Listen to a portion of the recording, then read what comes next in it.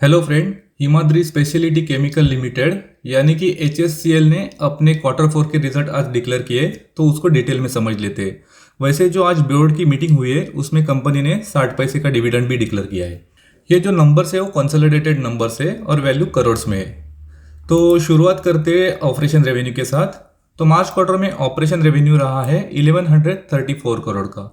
Last year March quarter में 1177 करोड़ का operation revenue रहा था। यहाँ पे सालाना आधार पर 4% की गिरावट हमें देखने को मिल रही है।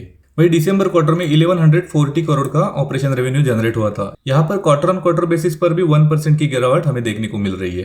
टोटल इनकम की अगर बात करेंगे तो टोटल इनकम रहा है मार्च क्वार्टर में 1148 करोड़ का।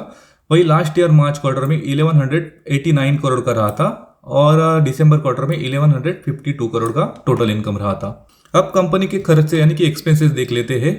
तो मार्च क्वार्टर में कंपनी के एक्सपेंसेस रहे हैं अराउंड 924 करोड़ के। वही लास्ट ईयर मार्च क्वार्टर में 1023 करोड़ के एक्सपेंसेस रहे थे और दिसंबर क्वार्टर में 947 करोड़ के आसपास टोटल एक्सपेंसेस रहे थे। यहाँ पे कंपनी अपने खर्चों में कंट्रोल करती दिखाई दे रही है, क्योंकि इनकम में भी हमें कमी देखने को मिली थी। लेकिन यहाँ पर अगर देखेंगे तो जो कॉस्ट ऑफ मटेरियल कंज्यूम है उसमें बहुत सारी कटौती हमें देखने को मिल रही है और उसके वजह से जो एक्सपेंसेस है, टोटल एक्सपेंसेस, उसमें कमी देखने को मिल रही है।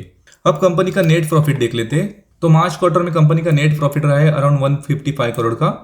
वही लास्ट ईयर मार्च क्वार्टर में 115 करोड़ का नेट प्रॉफिट रहा था। यहाँ पे नेट प्रॉफिट अगर देखेंगे तो 35% की बढ़त हमें सालाना आधार पर देखने को मिल रही है। और ये जो बढ़त है वो केवल जो एक्सपेंसेस में कमी या कंट्रोल हम लोग बोल सकते हैं, कंट्रोल जो कंपनी ने किया है उसकी वजह से नेट प्रॉफिट में इंक्रीज देखने को मिल रहा है।